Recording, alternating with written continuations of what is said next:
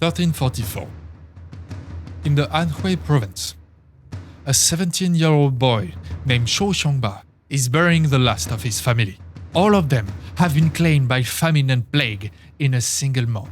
As he stares at the bodies of his kin, the world around him is ending.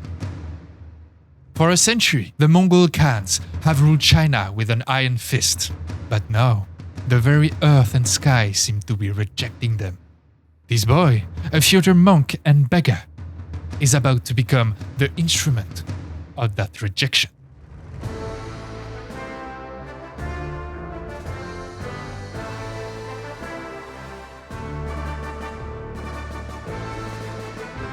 To understand why the largest empire in history collapsed, one must look past the borders and into the ledgers.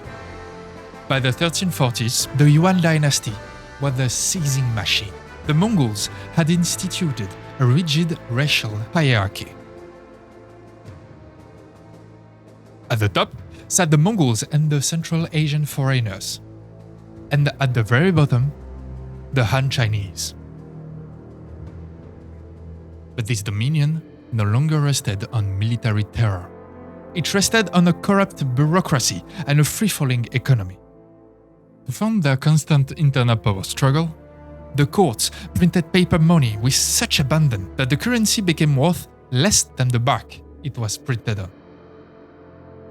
Unpaid officials began preying directly on the meager harvest of the peasantry. The vast Yuan state was no longer acting to protect its citizens, as it should have, but preying on them to survive. The Mongol elites, once the terror of the world, had become a sedentary bureaucracy, more interested in court intrigue than maintaining the dikes of the Yellow River.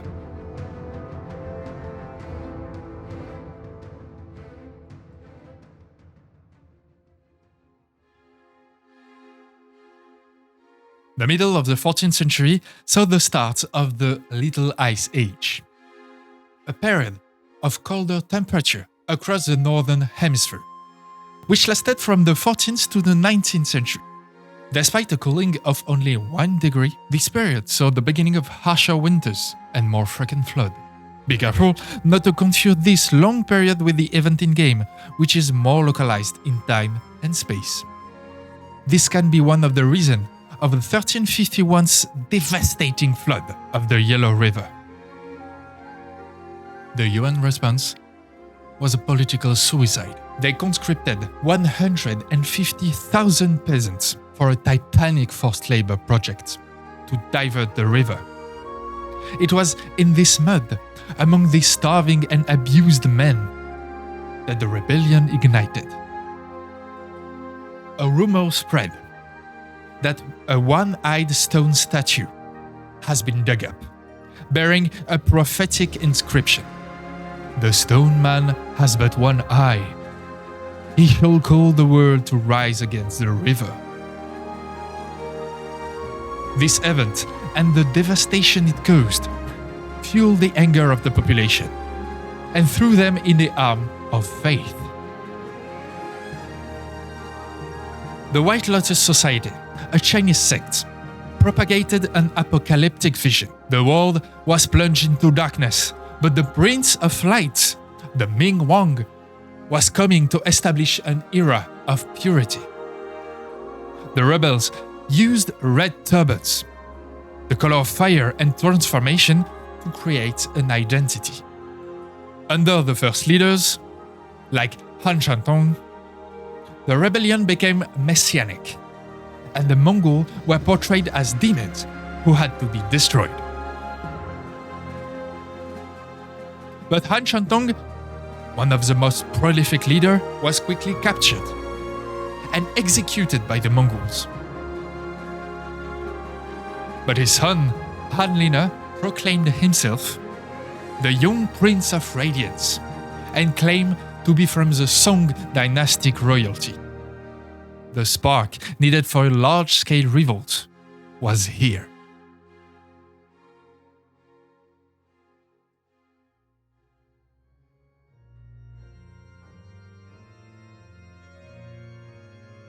Amidst this chaos, our orphan from the prologue Now a monk finds his monastery burned to the ground.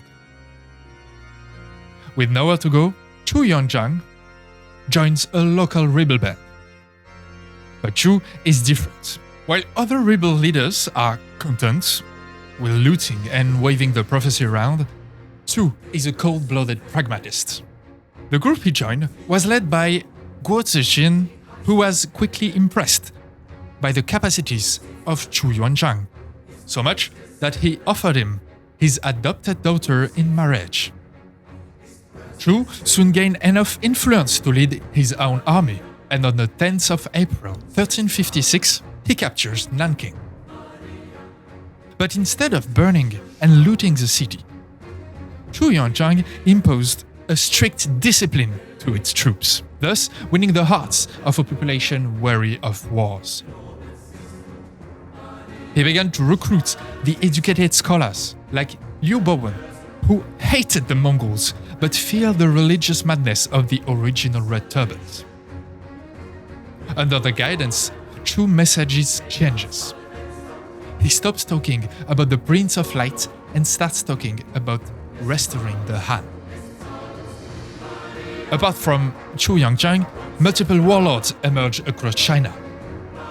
Some were defeated by the Mongol, particularly in the north, but southern China soon became a patchwork of warring kingdoms, struggling to gain power over the whole Red Turban movement.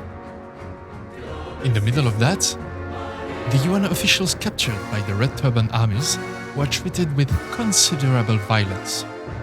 Some historian reports spectacular execution, like flaying men alive or parading them around cities while poking their skin with knife until death. In 1363, there was 4 main leaders in the Red Turbans: Zhang Xicheng, Chen Yuliang, Fang Guoxian, and Zhu Yuanzhang. The latter was the protector of the Song Dynasty that we mentioned earlier, making him a bit more powerful than the others. The year 1363 was the beginning of the resolution of the internal struggle among the Red Turban. Zhang Xicheng attacked the Song court, and Zhu personally led his army to defend them. Doing so, he got his hand on Han Nina and got him in safety, while decisively crushing Xicheng. The same year, Zhu won a decisive battle at the Lake Poyang against Chen Yuliang. There, the heavy navy of Chen Yuliang was destroyed by the clever use of fire ships. The resulting inferno was so massive that it is said the lake water boiled. Chen Yuliang died during the battle. Yang Xicheng followed 2 years later, after Zhu Yuanzhang captured his capital of Suzhou. Finally, seeing the unstoppable force that Yuanzhang had become, Fang Guoxian surrendered in 1367. His surrender followed an earlier recognition of Zhu Yuanzhang's claims. Thus, Feng and his family were given offices, titles, and income.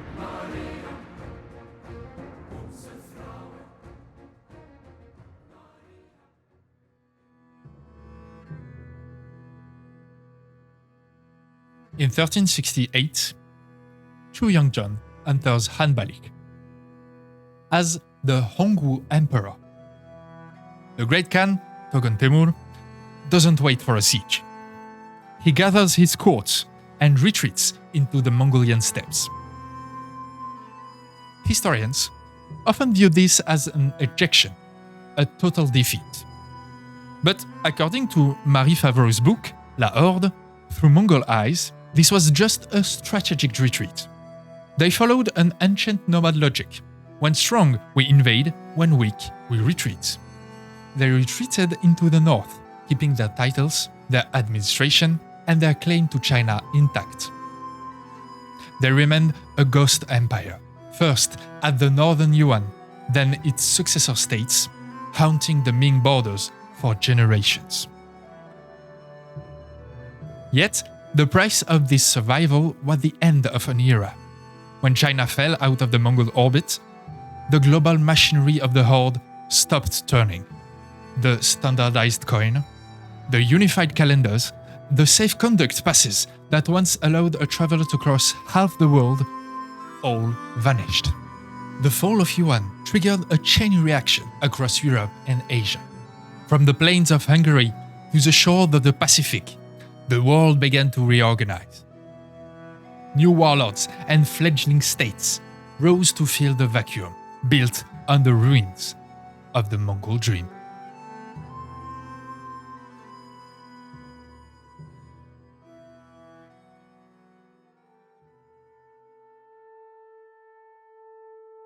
In Europa Universalis V, the fall of the Yuan turned the subcontinent into a grand strategic nightmare.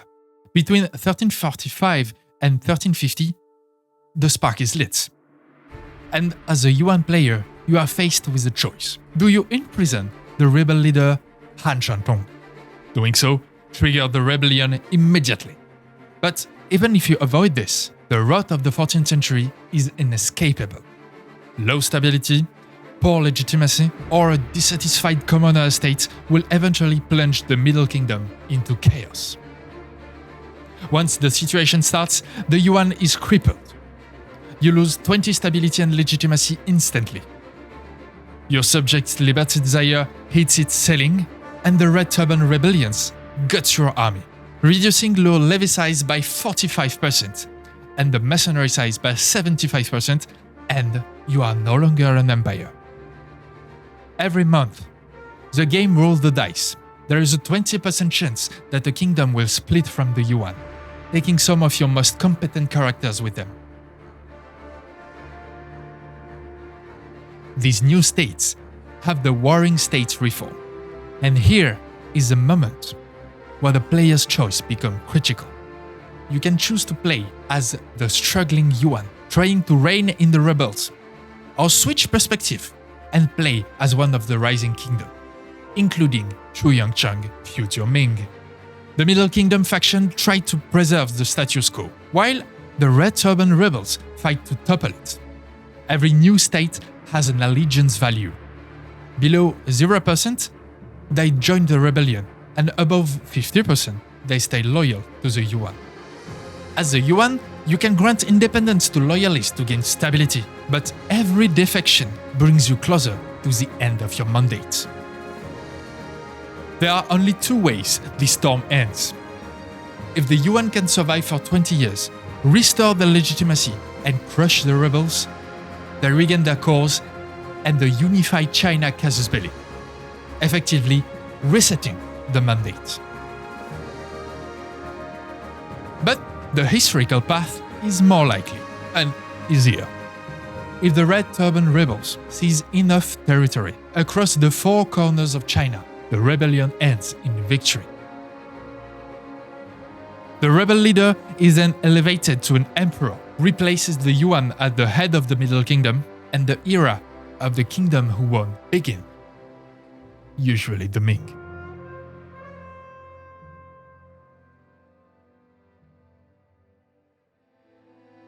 Whether through the lens of a 14th century chronicles or in Europa Universalis V, the Red Turban Rebellion remains a testament to the fragility of empires. It reminds us that when the climate fails, the economy collapses, and the people find a new faith, even the sons of Genghis Khan can be driven back to the silence of the steppes.